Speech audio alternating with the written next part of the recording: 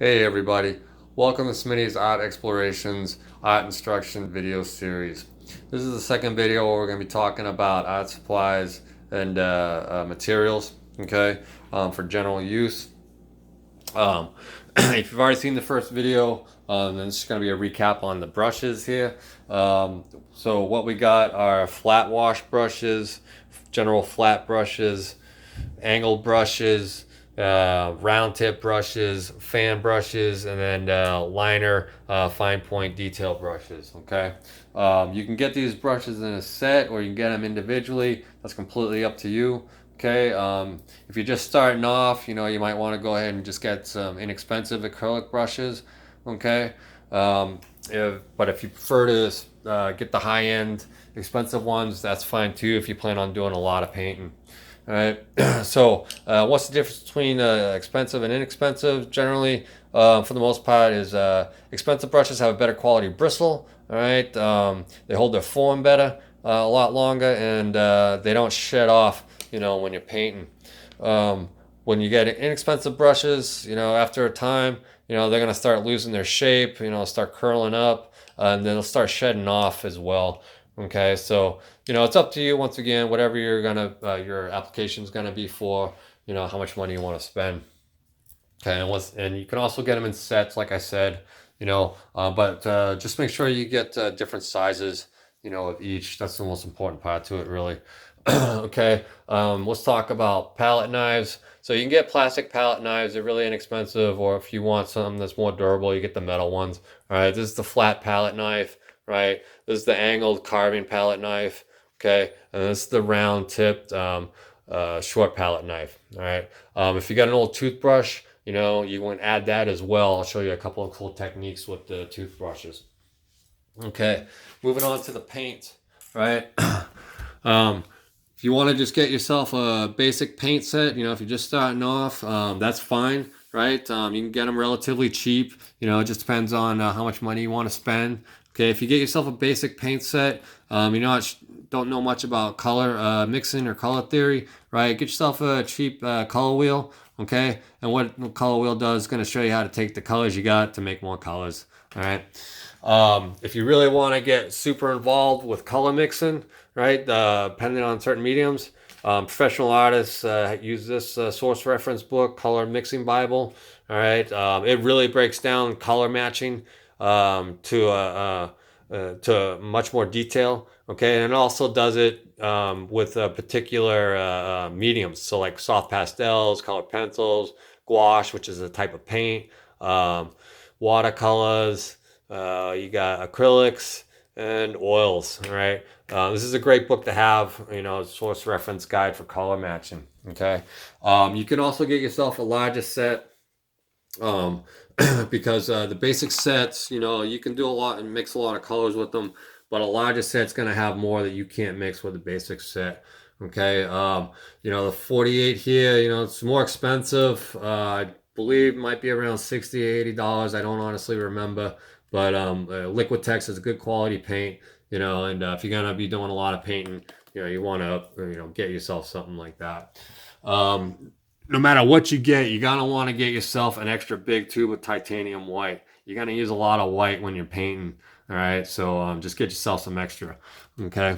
Other types of brands of paints here, the Winsor Newton, the Dalla Rowney, and then the Sennelier. Right, those are good quality high end paints. The cost varies a lot just depending on the color that you're gonna get. Okay, so just be sure to be mindful of that, when you're choosing your paints. So if you just get a basic set and you want to add a few more colors, you just get the individual tubes. Also, the paint pouches that have been recently sold. These are relatively inexpensive. They're good quality paints. They're more or less cheaper than the actual tubes themselves, just because it's cheaper packaging. But yeah, and then you can get all the product out as well, right? This is something I just started transferring over to. Now, if you want to get really inexpensive paints, the Crafters acrylics, they're a couple few dollars. They're a bit more liquefied than tube paints, but if you're just starting out, these are great paints to start with, just to play with colors and color matching and stuff. Okay. All right, let's talk about palettes. So you can, if you want, you can get yourself a traditional palette board, right? But you're just gonna end up having to clean it every time after use. I use the disposable palette pads. It's basically a pad of wax paper, right? That you mix the paint on, okay, and then you can use a single sheet multiple times. You know, you don't have to cover the whole sheet in a single painting, right? And then also a lot of times the paint you can peel off and reuse those areas as well before you have to dispose of the sheet, right? Get yourself a 6H pencil, okay, a hard lead pencil. You're going to use that to just draw light lines initially when we're doing the still life, okay? Some artists like to use what's called a flow improver, right? So you mix this with the paint on the palette and it helps to keep the paint from drying out, right? If you don't want to spend the money, a spray bottle with water works just as good. That's what I always use, right? That way I can spray the canvas down, keep it wet. I can spray the paint down on the palette, right? And I'll just save myself some money. Okay, let's talk about canvases.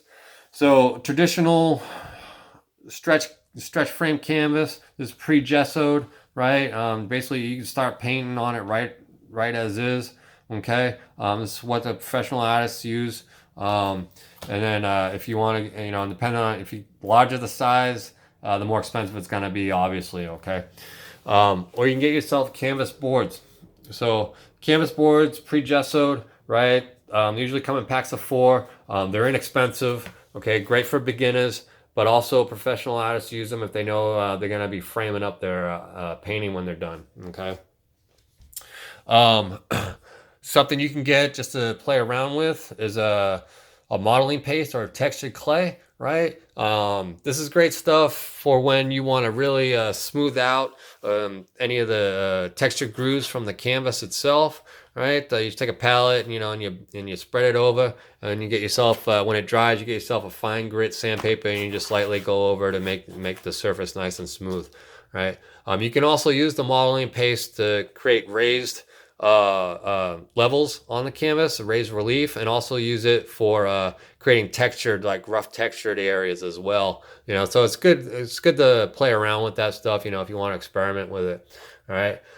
If you happen to be someone that likes to have stretch canvas or stretch film canvas, and you get some raw canvas here, which is beige in color, right? You're gonna want to get yourself some white gesso paint, okay? White gesso paint is cheap, and you're gonna use that to cover the canvas to give you a white grounded surface, so that way your colors really are vibrant, right? You don't want to use a titanium white on raw canvas. You're just gonna blow through all your paint, okay? The gesso paint's a lot thicker, and it's got some glue to it, so it sticks to the canvas, okay? All right. When you're done painting, a varnish, you can get a matte varnish, a high gloss varnish, right? What you do with that is when the painting's done and dried, you go ahead and brush it on, and it's gonna protect your painting. Okay, so that way, you know, dust and oil or anything, you know, you just wipe clean without actually wiping off any of the paint. Or if you're gonna ship your painting or you know anything like that, it helps to protect the artwork as well. And last, you got to get yourself, you know, a couple of empty cups for water, so that way you can clean your brushes.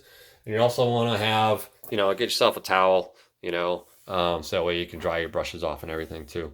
Okay, so there you have it. That's the basics for acrylic paints supplies. If you have any questions, you know, just message me and I'll do my best to answer them. Just another note is, you know, just because art supplies are more expensive doesn't mean they're best in quality. So, you know, check out the brand, make sure they're reputable. And if you have any questions about that too, you know, just hit me up and, you know, I'll lead you in the right direction there.